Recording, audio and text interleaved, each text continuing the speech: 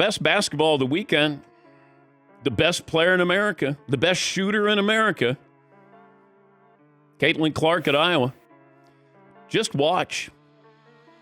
It's not. There's no hyperbole here. Basketball, and she has done nothing to push that back. I mean, this young lady is spectacular. She's been great for women's basketball overall, not just college basketball, but women's basketball. Watch her play. She plays at a high level, highly skilled. She's the best passer in America, and she's the best shooter in America. Promise.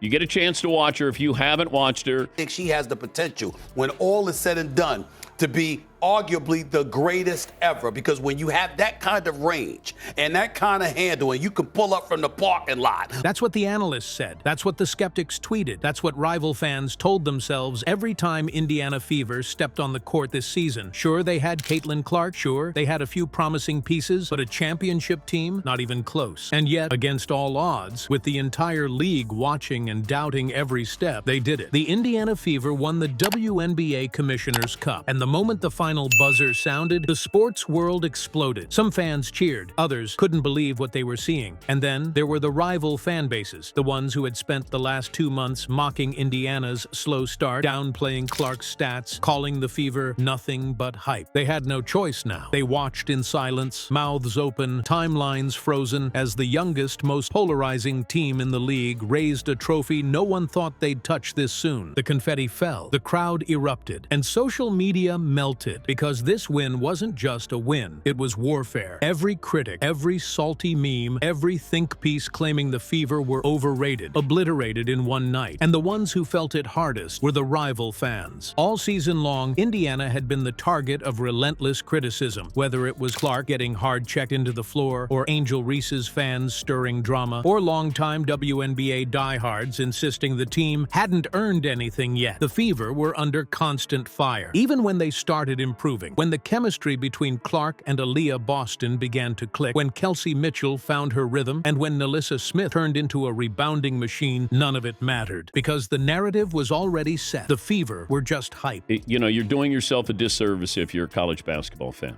And, there's a lot of players who are really good in women's basketball, like talented. Step-back jumpers, shooting deep threes. It's really impressive. Crying out loud.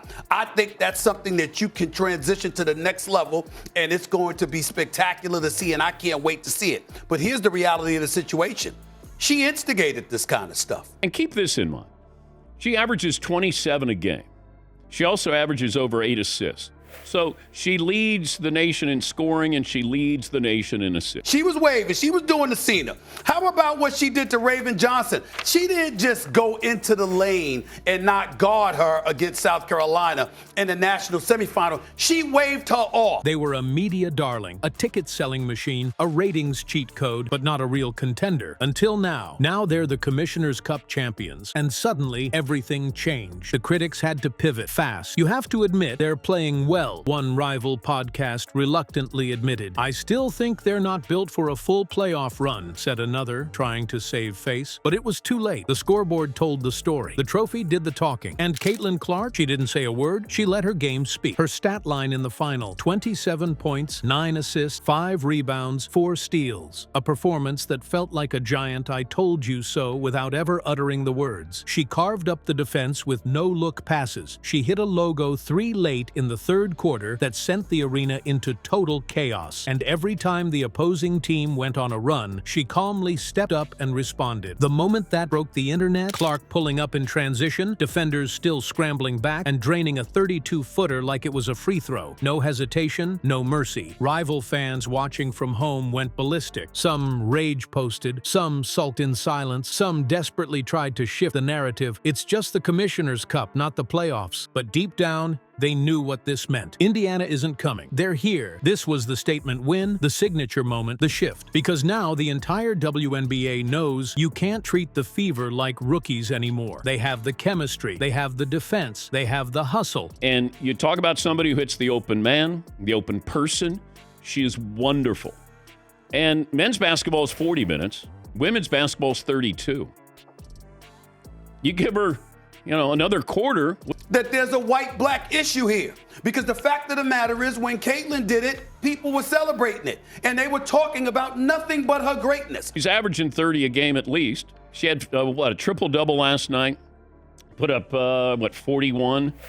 And what are the, let's see, the numbers were 41, 12, and 10. But then the second assistant stepped up and threw it back in her face. Now you got half the basketball world saying, well, you know what, that's not the classiest thing to do. Yeah. And more than anything, they have the confidence. And nothing is more dangerous than a young team that knows it can win. This victory was more than just a mid-season cup. It was a turning point in the league's power structure. For years, the WNBA hierarchy has been dominated by seasoned franchises. Las Vegas, Seattle, New York, teams with championship pedigree and proven stars. But now, a new threat has arrived, and rival fans hate it because the Fever didn't climb the ranks slowly. They catapulted. In one season, they went from a rebuilding project to a title-winning squad with swagger, national attention, and a target on their back. And who led the charge? The most polarizing player in sports right now, Caitlin Clark. She's not just the most talked-about rookie. She's the most talked-about athlete in all of women's sport. Every game she plays is a headline. Every highlight is a trend. And with this cup victory, she just proved she's not hype. She's history in the making. But she didn't do it alone. Aaliyah Boston was dominant in the paint. Her footwork, her defense, her ability to control the boards, it was a masterclass. Nalissa Smith played like a woman possessed, diving for loose balls, contesting shots, running the floor with endless energy. And Kelsey Mitchell iced the game with 2 cold-blooded threes in the final minutes. The whole squad showed up, and together they shut down every doubter who said they couldn't. Now, rival fans are scrambling for explanations. They got lucky. The other team was missing starters. It's not the real championship. Let's see them do it in the playoffs, but none of that matters. First Final Four appearance for Iowa basketball. She's fun to watch. She's a great player. She is different because she shoots as... It was the exact same thing. It was the exact same thing. Now, you can make an argument that if they're doing excessive celebration in her face after the game is over... She's going to look at Caitlin Clark, and she's going to want to shoot. I'm waiting for the, everybody thinks they can shoot a three. And, unless we're already there. But you had people complaining about it when she was doing it during the game. Wait a minute. LSU told you before the game. Yeah. But we didn't like how she was acting towards South Carolina.